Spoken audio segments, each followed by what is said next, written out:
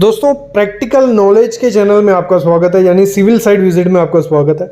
आज का वीडियो भी प्रैक्टिकली आपके लिए लेके आया हूँ। पहले वीडियोस आ चुकी हैं इस टॉपिक पे, लेकिन आज उसमें ऐड ऑन किया है कि जो हमारे कॉलम होता है, देखो कास्टिंग हम कर लेंगे तो उसके बाद कुछ नहीं हो जाता है। जैसे आप सामने देख रहे हो, कॉलम का सरिया बांधा जाता है, फिर उसकी कास्टिंग होती है। लेकिन जब कास्टिंग हो जाती है, अगर कॉलम टेढ़ा हुआ या अपनी पोजीशन में नहीं हुआ तो उसका कोई तरीका नहीं है सही करने का, उसको निकाल के दूसरा करना पड़ेगा। खर्चा, लेबर, सब कुछ बढ़ जाता है। तो आपको क्या करना है, उसकी पहले वर्टिकलिटी चेक करनी होती है, सेंटर लाइन चेक करनी होती है। उसका क्या मेथड रहता है, कैसे हम चेक करते हैं, वो इस वीडियो में मैं आपको बताने वाला हूँ। प्रैक्टिकली साइड पे, कोई थ्योरेटिकल नहीं बताऊंगा, प्रैक्टिकली आपको बताने वाला हूँ कैसे करते हैं। फिर उसकी हम क्वांटिटी कैसे निकालते हैं कि एक जो कॉलम है हमारा, कोई भी एग्जांपल लूंगा मैं एक, तो उसमें कितना एग्रीगेट, सैंड, सीमेंट कितना लगेगा, कैसे वो निकालते हैं, वो सब चीज़ें मैं इस वीडियो में आपको बताने वाला हूँ। कंप्लीट वीडियो देखनी है, काफ़ी चीज़ें सीख के आज इस वीडियो में से आप जाने वाले हो।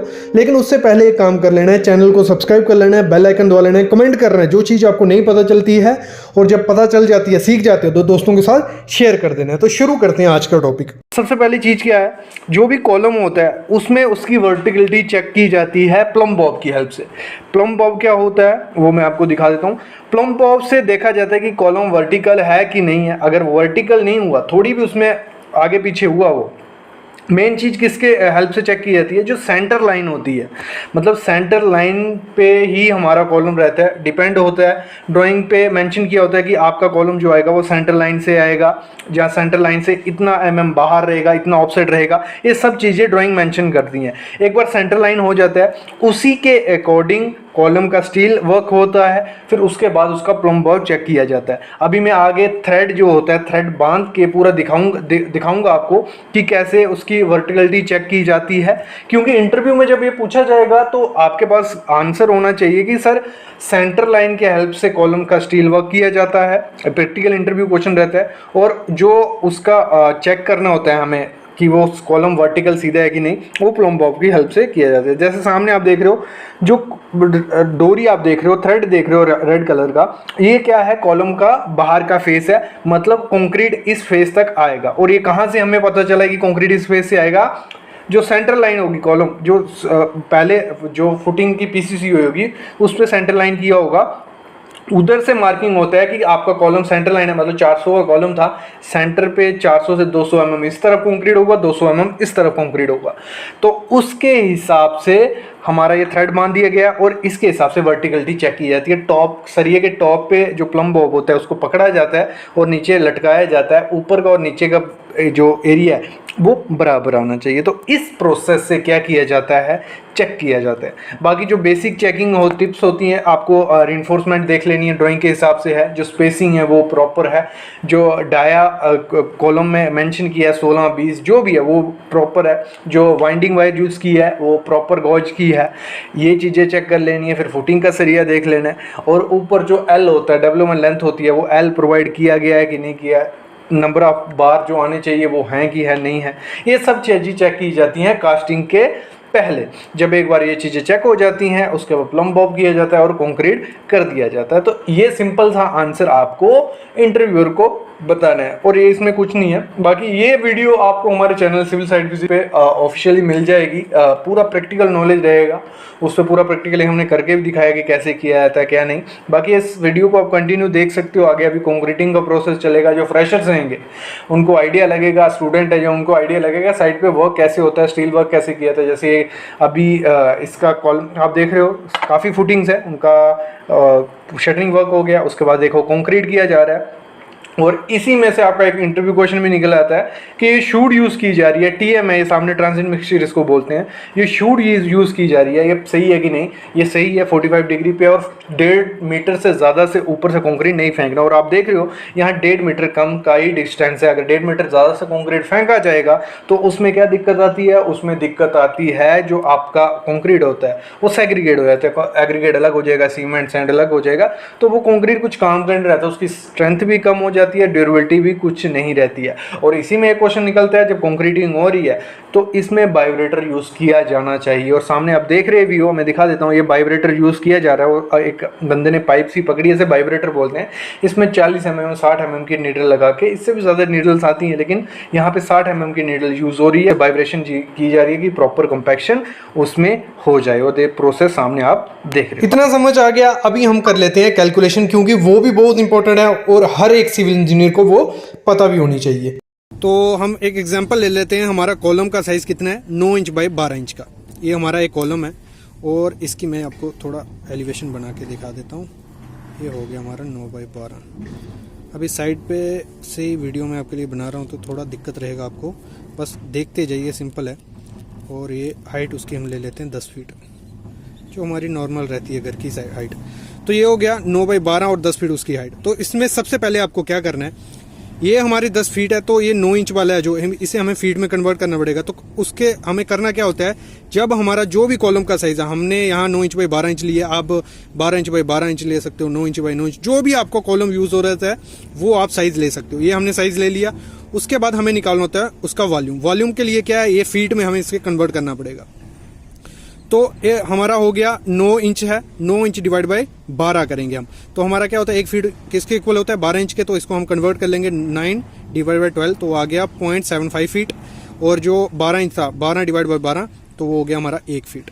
तो इसको हम वॉल्यूम निकाल लेते हैं। 0.75 ये हमारा ऐसे आ गया, ये हमारा इधर आ गया, और 10 फीट ये आ गया। तो ये हो गया 7.5 क्यूबिक फीट हमारा क्या वॉल्यूम आ गया। इसकी हेल्प से अभी हम निकाल लेते हैं। अभी हम यूज़ कर रहे हैं M20 का कंक्रीट, हम यूज़ कर रहे हैं कॉलम में। आपको M20 से ऊपर ही हमेशा कॉलम में यूज़ करना है। M25, M30 ऐसा कंक्रीट आपको यूज़ करना है। M20 से नीचे ग्रेड वाला आपको कभी भी कॉलम में यूज़ नहीं करना है, क्योंकि हमारा लोड बेरिंग स्ट्रक्चर रहता है, तो उसमें ये दिक्कत हो सकती है। तो उसकी रेशो क्या होगी, 1:1.5:3, मतलब 1 रेशो का सीमेंट, सैंड और एग्रीगेट, ये आपका आ गया। तो अभी हमें क्या करना है, इसको टोटल करना है। जो जो मैं स्टेप बताते जा रहा हूँ वो आप देखते रहो, बाद में इसको पॉज करके आप लिख भी सकते हो प्रोसीजर पूरा। तो टोटल करना है 1 + 1 1.5 + 3, ये हो गया हमारा 5.5। ये टोटल कर लिया। अभी क्या करना है आपको, अभी हमारा क्या होता है, जो हमारा ड्राई वॉल्यूम होता है, जो सीमेंट आता है वो हमारा ड्राई होता है, सैंड जो आती है हमारी ड्राई होती है, एग्रीगेट ड्राई होता है। जैसे जो चीज़ हमारी ड्राई होती है उसका वॉल्यूम ज़्यादा होता है, और जो जब गीली हो जाती है तो वो कम हो जाएगी। हम एक एग्जांपल लेते हैं, एक बाल्टी में हम सीमेंट डालते हैं, तो वो अगर फुल हम ड्राई सीमेंट बोरी में से निकाल के डाल दिया, जब हम उसमें पानी मिक्स करेंगे तो जो बाल्टी होगा, सीमेंट होगा, वो आधे तक पहुंच जाएगा। मतलब क्या होता है, जो ड्राई स्टेट होती है वो 54% ज़्यादा हो जाती है एज़ कम्पेयर टू वेट। तो इसलिए हम क्या मल्टीप्लाई करेंगे, जो भी हमारा वॉल्यूम आया 7.5 हमारा वॉल्यूम आया है, इसको मल्टीप्लाई कर देंगे 1.54 से, ये क्या हो गया, 54% ज़्यादा हो गया। तो ये हमारा हो गया 11.5 MQ हमारा वॉल्यूम हमें मिल गया। मतलब पहले हमारा वॉल्यूम क्या आया था 7.5, अभी ये हमारा इतना हो गया। क्लियर, इतना हो गया। अभी हम आगे चलते हैं, आगे बढ़ते हैं। अभी हमें निकालना है सीमेंट का। तो सीमेंट के लिए आपको क्या करना है, हमारी रेशो क्या थी, हमारी रेशो थी 1:1.5:3, ये रेशो थी हमारी। तो सीमेंट के लिए आपको क्या करना है, 1 हमारा इधर आ जाएगा, डिवाइड बाय 5.5। ये कहाँ से आया 5.5, मैं आपको दिखा देता हूँ। 5.5 आया हमारा, टोटल किया हमने 1 + 1. इसको टोटल किया तो ये आ गया 5.5। इसको हमें डिवाइड कर देना है, ये आया हमारा 1 डिवाइड बाई 5.5 इंटू 11.5। ये कौन सा आया, हमारा जो 11.5 क्यूबिक फीट निकला था किसमें, जब हमने 1.54 से उसको मल्टीप्लाई किया था 7.5 को। तो ये हो गया, तो ये आया हमारा 2.1 क्यूबिक फीट हमें सीमेंट लगेगा। लेकिन हमें जो सीमेंट आता है मार्केट में बैग के हिसाब से आता है, तो बैग कितने लगेंगे, तो वो कैसे निकालेंगे, 2.1 डिवाइड बाई 1.23। ये क्या है 1.23, ये वॉल्यूम है बैग का क्यूबिक फीट में। तो डिवाइड कर देंगे 2.1 डिवाइड बाय 1.23, वो आ गया हमारा 1.7 बैग हमारे सीमेंट लगेंगे उस कॉलम को करने में। फिर सैंड पे आते हैं, तो हमारा रेशो क्या था 1.5 इंटू 11.5 हमारा टोटल वॉल्यूम है, डिवाइड बाय 5.5 क्या था, इन तीनों को हमने प्लस किया था जब, तो वो आ गया 3.15 क्यूबिक फीट हमारा सैंड लगेगा। फिर हम बढ़ते हैं एग्रीगेट की तरफ। तो एग्रीगेट क्या है हमारा, 3 था यहाँ रेशो में, 3 डिवाइड बाई 5.5 क्या टोटल था उसका, इंटू जो हमारा वॉल्यूम आया था कंक्रीट का क्यूबिक फीट में, तो वो हो गया हमारा 6.28 क्यूबिक फीट। ठीक है।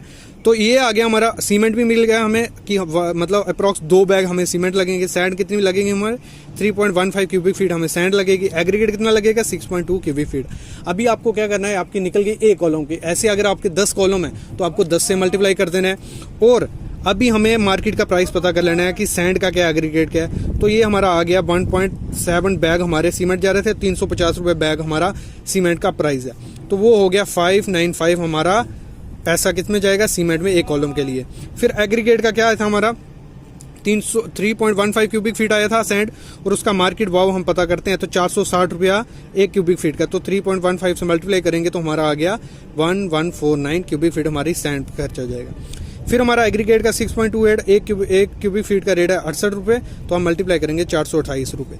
तो हमारा टोटल हो गया 2472 रुपया हमारा टोटल हो गया कि इतना हमारा सीमेंट पे खर्चा होगा। ये हमारा सीमेंट का हो गया। ऐसे हम स्टील का निकाल लेंगे, लेबर का निकाल लेंगे, टोटल कॉस्ट हमारी आ जाएगी कि हमारे को एक कॉलम बनाने में कितना खर्चा आ रहा है। तो वैसे हम एस्टिमेशन कर सकते हैं।